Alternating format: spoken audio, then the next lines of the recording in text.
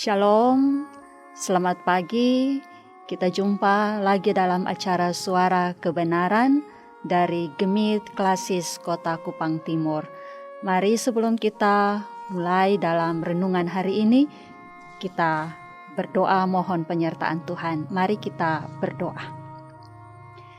Ya Allah, ya Bapa di surga, kami mengucap syukur untuk hari ini, untuk kesempatan hidup yang Tuhan beri bagi kami. Dan biarlah memaknai akan indahnya kehidupan yang Tuhan beri. Kami senantiasa memakai kehidupan ini seturut dengan kehendak-Mu Tuhan. Karena itu pagi ini kami akan belajar dari kebenaran firman-Mu. Terangi kami dalam kuasa firman-Mu, supaya kami mengerti dan kami dapat hidup sesuai dengan firman dalam kehidupan yang Tuhan percayakan ini. Di dalam nama Tuhan Yesus kami berdoa. Amin.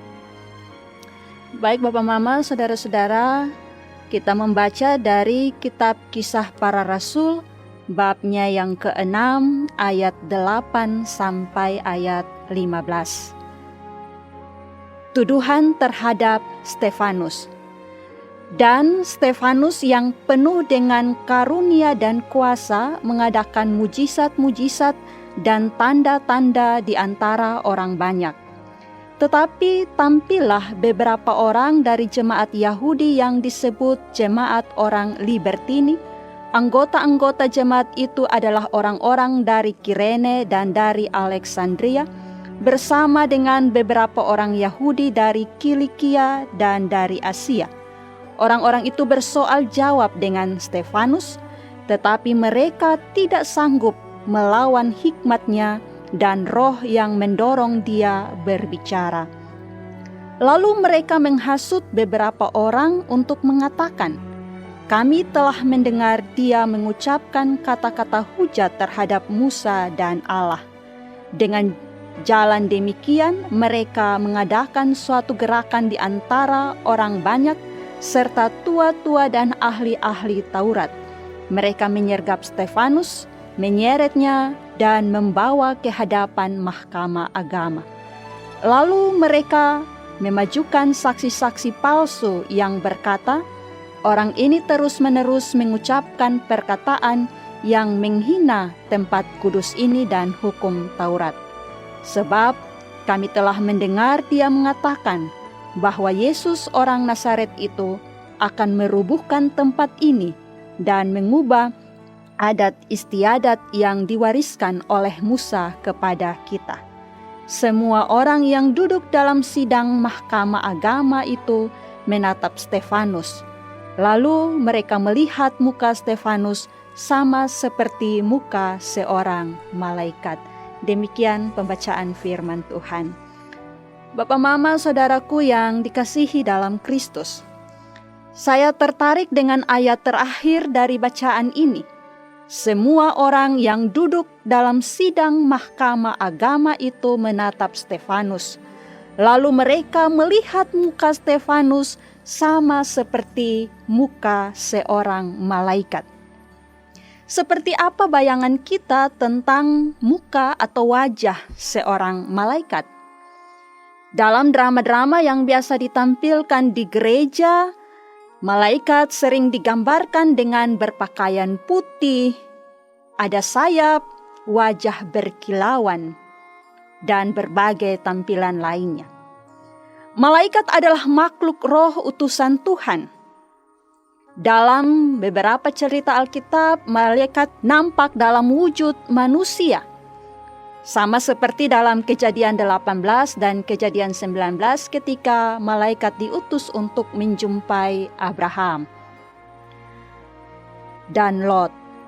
Namun juga ada wujud lain yang bisa saja menimbulkan ketakutan bagi orang-orang yang melihat. Sehingga ketika malaikat muncul selalu ada kata jangan takut. Misalnya kepada para gembala yang ada di padang Efrata. Atau juga penjaga makam atau kubur Tuhan Yesus. Selanjutnya kalau kita membaca Daniel 10 ayat 5-6, menggambarkan tentang seorang yang berpakaian lenan, berikat pinggang emas, tubuh seperti permata, wajahnya seperti cahaya kilat, matanya seperti suluh yang menyala,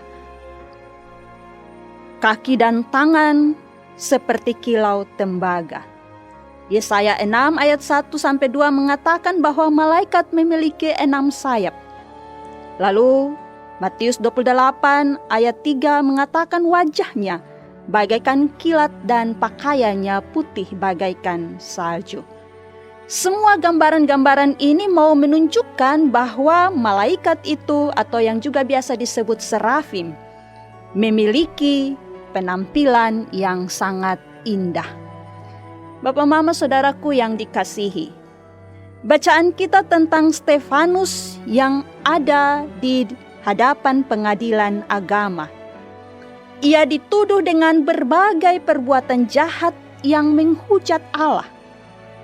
Namun, di kursi pengadilan itu, Stefanus bukan terlihat sebagai muka pesakitan yang tertunduk lemah, tetapi justru mukanya terlihat seperti seorang yang memiliki muka seperti malaikat. Mengapa demikian? Memiliki muka atau wajah malaikat bukan soal penampilan fisik semata. Mari kita belajar. Pertama,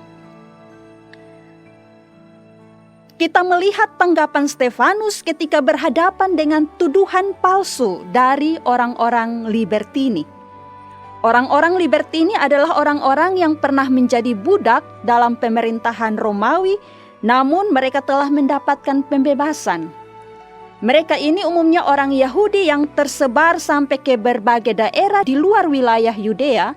Mereka telah berjumpa dengan banyak budaya, tapi mereka sangat mempertahankan segala tradisi-tradisi Yahudi dengan kuat.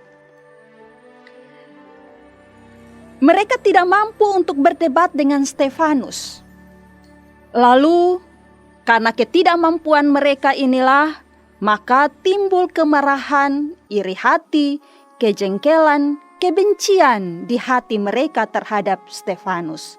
Namun apakah Stefanus terganggu hatinya terhadap kebencian mereka? Tidak, Bapak Mama. Ia tetap tenang, ia tidak marah, mulutnya tidak mengucapkan kata-kata pembalasan dengan penuh amarah dan kebencian kepada mereka. Tetapi dengan ketulusan dan kejernihan hati sambil percaya kepada Allah, ia tetap berserah. Ketulusan dan kejernihan hati inilah yang terpancar dalam wajahnya sehingga wajahnya seperti wajah seorang malaikat. Bagaimana dengan kita? Ketika kita berhadapan dengan fitnah, kebencian, iri dari sesama, tetap tenang, berserahlah kepada Tuhan. Sebagai pancaran wajah seorang yang memiliki wajah seperti wajah malaikat. Kedua, Stefanus bukanlah seorang yang diadili karena kejahatan, melainkan karena kebenaran yang dilakukannya. Ia tidak perlu takut dan gentar menghadapi pengadilan yang ada. Wajahnya adalah wajah seorang pemberani karena kebenaran. Wajah yang demikian senantiasa menunjukkan wajah yang berseri, wajah yang cemerlang. Wajah yang tidak perlu takut atau malu bersembunyi karena sebuah kejahatan. Melainkan wajah yang mampu tetap tegak menatap dunia ini. Itulah wajah seorang seperti wajah malaikat ketika ia menegakkan kebenaran di muka bumi ini. Hal yang ketiga, Bapak, Mama, Saudara-saudara.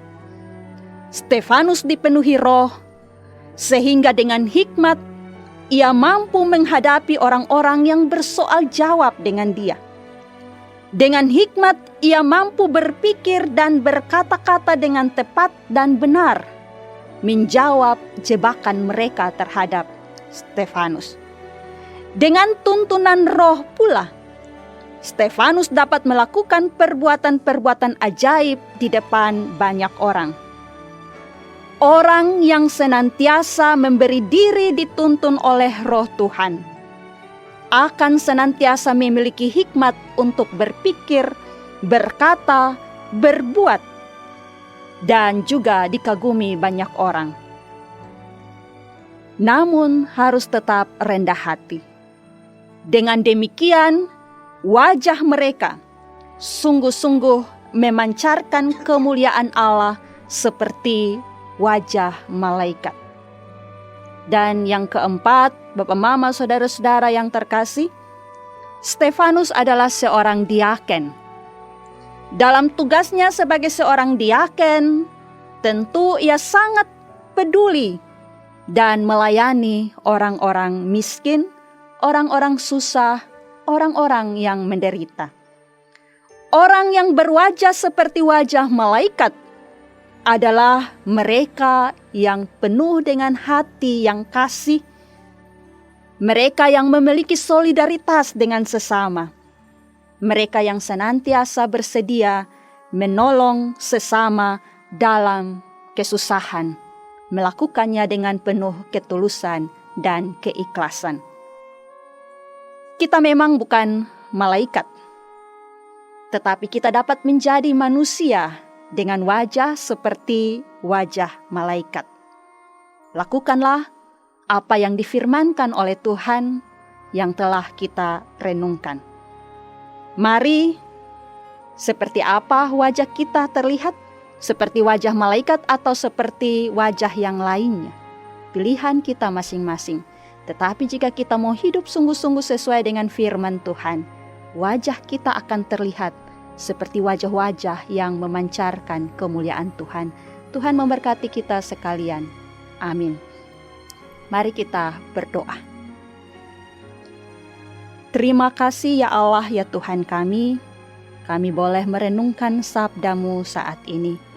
Tolonglah kami dalam kuasa Roh-Mu ya Tuhan, supaya dalam hidup ini, dalam pikiran, dalam tutur kata, dalam perbuatan kami, dalam sikap hidup kami tiap-tiap hari, sungguh kami mampu menampilkan sebuah pribadi yang memancarkan cahaya kemuliaan Allah, menampilkan wajah seperti wajah malaikat, dan melalui diri kami, nama Tuhan senantiasa dimuliakan.